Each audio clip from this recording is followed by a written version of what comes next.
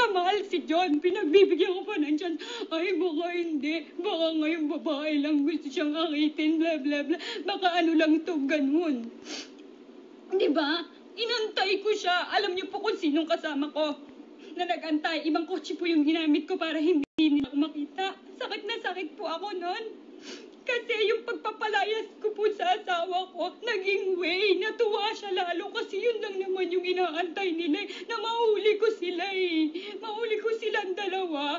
Hindi ko naman po ako mahilig mag-gangal ng cellphone. Hindi ko po alam bakit nung gabi na yun na na-meet ko siya, pinakilalang girlfriend, bakit nung kaumagahan parang gusto kong maggalaw ng something. May ganun na nagsasabi sa akin. So, ginalaw ko. Nakita ko yung video mo. Kaya, dalawa kayong baboy dito ng baboy sa akin. Hindi ka biktima. Ginusto mo yan. Masyado mong kinakaladkad na asawa ko lang ang una nakit sa akin. Alam mo, nakita ko kayo. Nakita ko kayong dalawa, may video ako.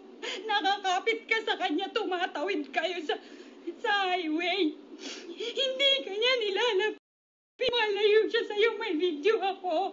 Kumakapit ka sa kanya. Kumain pa kayo, lahat kayong magtutropa. Kumain kayo, tapos nag-aaway kayo. Nakita ko, umiiyak. Gumaganyan-ganyan kalasing ka. Hindi ko alam kung anong meron sa inyong dalawa. At yung lumalabas po na issue na ginugulpi ko si John, hindi po yung totoo, pati yung may dugo daw. Ano ako, Amazona? At kung nag-aaway man kami at naghiwalay kami, ay dahil lang sa'yo. Huwag mong sabihin kinomfort mo kasi ang babae malakas ang pakiramdam. Nakikita ko sa mga hashtag mo noon, mga hashtag mo, AJ Loves. Ang nickname po ni John ay AJ. Hindi ko na po kailangan paliwanag kasi yung video po at yung mismong nakita ko yun Sinundan po namin yan. Ang kasama ko po si Jane. Ang kaibigan ko po si Jane. Kasama po namin yung boyfriend niya noon na si Rob Moya. Si Rob Moya po ang driver. Habang sinusundan namin sila, alam po ni Rob Moya kung gaano kasakit sa akin yun. Dahil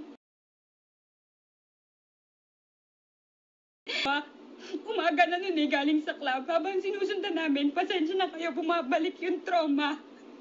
Na makita mo yung boyfriend mo. Nung nakita ko siya, fiancé ko, nung nakita ko siya, na sabi ko, parang ang nasabi ko, walang akin yan Akin yan, bakit nasa kanya? Pero wala po akong ginawang iskandalo. Hindi ko po sila kahit na naging mabait ako, which is pwede kong gawin kasi pwede ko silang banggain, pwede ko siyang sabunutan na sinabi ko sa'yo na ang bait-bait ko sa'yo. Alam mo na ako girlfriend yan, pero inaagaw mo, hindi ko po ginawa.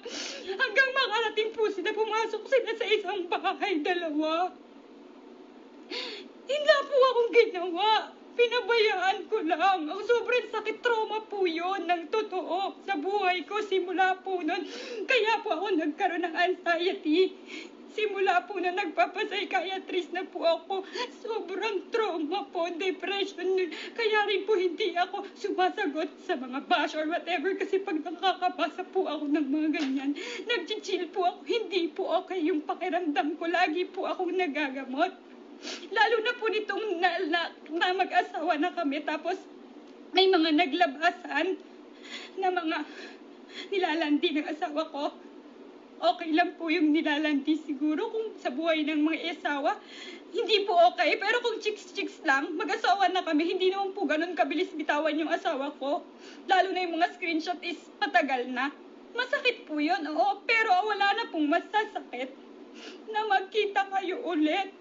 Noong 2019, February, kaya nung lumabas po yung issue, wala na akong pakialam. Nasobra po yung depression ko noon, kaya nakita nyo ang payat-payat ko, tapos sasabihin mo, depressed ka. Hindi mo alam na na-trauma ako dahil sa'yo. Dahil sa'yo, sa inyong dalawa, tapos nilinisin mo yung pangalan mo. Ang gusto mo, ikaw lang nababoy ka din. Hindi, nag-aantay ka. Huwag mong sabihin wala ka natapakang pagkatao kasi dinurog niyo ako. Durog na durog ako. Miss, durog na durog ako sa ginawa mo. Ako ang walang tinapakang pagkatao kasi ako yung nabiktima nyo. Ako ang walang